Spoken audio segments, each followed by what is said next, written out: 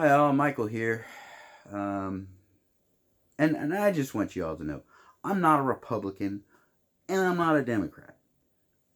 I was always an independent. I try to be my own person, making my own decisions and not going by just what somebody tells me. And I try to research as much as I can. I try not to throw out posts of people that I don't know and not confirmed, because I don't want to spread rumors or falseness. I'm not hardcore on one way to say I'll do anything to get that. And no, no, no. I try to be straight. Now, um, for all you people that think Donald Trump is a Republican, he's not. He's not a Republican. Um, and there's a lot of Republicans that really don't like him. And I'll give you an example. Mitt Romney. Okay, he is a Republican's Republican. But see, that's what got us in a lot of problems. You know, when you have somebody that can't even run a successful small business, how do you expect to run a country? You have to have some of the basics of knowing how to manage and to make deals and things of that nature. And most politicians can't even run a small business successfully. So, I liked the idea that Donald Trump was a businessman and he was successful. And I switched to Republican to be able to vote in the primary for that time so I could vote for him. Because I saw everybody else I saw as being a politician. And look, I don't want to demonize politicians because, hey, I don't want to demonize car salesmen or realtors or anyone else that's got something to sell, trying to make money on the deal. And that's been the problem. The problem's been that government's been a way to make money. And that's not how it works. America's not for sale. And I think most of the politicians have been selling America. And, well, Donald Trump, I honestly believe he's got his money and he's not trying to personally enhance his wealth. I think what he's trying to do is save and maintain his wealth that he has because he doesn't want somebody else selling it, giving it away, or devaluing it by turning America into junk. So he stood up there and ran. At the end of the day, he won. Well, the Democratic Party, from that point on, and even before, they were like, well, if he did win, we would impeach him. I mean, it's been impeached from before day one. And here we are, right before the next election, and they know they're not going to win. I mean, his economy and the things that he's accomplished has been good for America, and they know that's not going to help them win. So they have strategists and they have a whole group and team effort going, how can we make it to where we can take power back? Well, doesn't make it okay.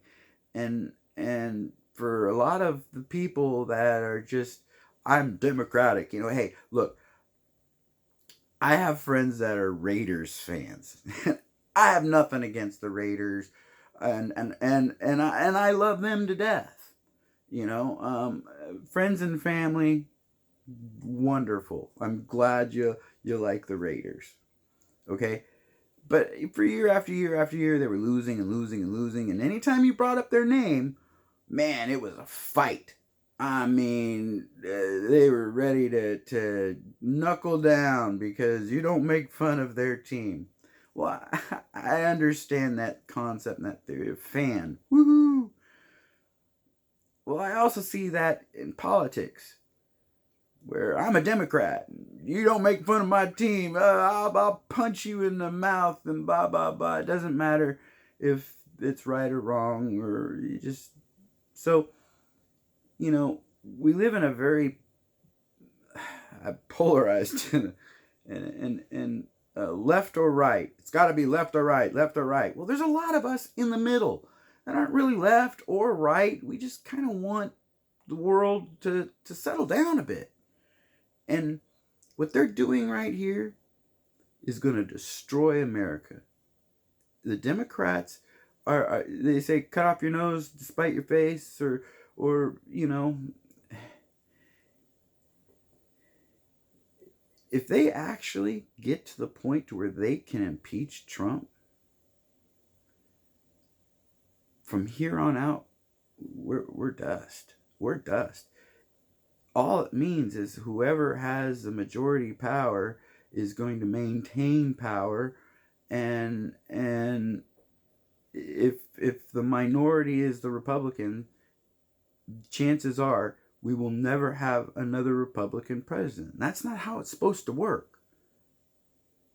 Or if the Republicans in this next election, they take back over the House and they start creating laws to make it to where they maintain power and just Republicans, I'm not for that either. I like having different people for the times. Right now, we need Trump. I mean, economically, for the jobs, to make us prosperous as far as economic wealth. We need security. Hey, population is increasing huge all over the world, and everybody wants to come to America. And we need to understand that America can only hold so many people. The population is something we haven't even dealt with yet. But just to let you know, we need to have a liberal perspective and a conservative perspective. But we can't just have a conservative perspective or just a liberal perspective. And what's being created here right now is just that, where they don't like the conservative perspective, they have power, and they're trying to take that away. And that's not good for America, and it will not help us in future elections. It will not help us as far as a country. If we get somebody in that just opens up our borders and lets everybody come into our country, that's not a good thing. And if we just allow this to happen, we are the people. And that's what makes it very, very, very important this next election. Not only to vote this troublesome situation out. I mean, every single person I see in the House right now on the Democratic side that's on a party line for this, they need to go. And they need to be replaced. And I'm not saying they have to be replaced with any Republican. No, it's got to be a good person. And if the best person's a Democrat, as long as they're not on this party line, it's okay. It doesn't have to be, it just has to be a good person. Right now, I do not see any good people up there. I'm watching this, and this is embarrassing. It's silly. And I think America's better than this. And I hope you do too. And I hope you haven't gotten rid of friends and told friends to F off and get out of there just because they like Trump. But they were your friend prior to this, and it shouldn't make a difference. I have a lot of liberal friends, and they voice their opinion to me, and I smile. And I'm glad they have an opinion. Doesn't change mine.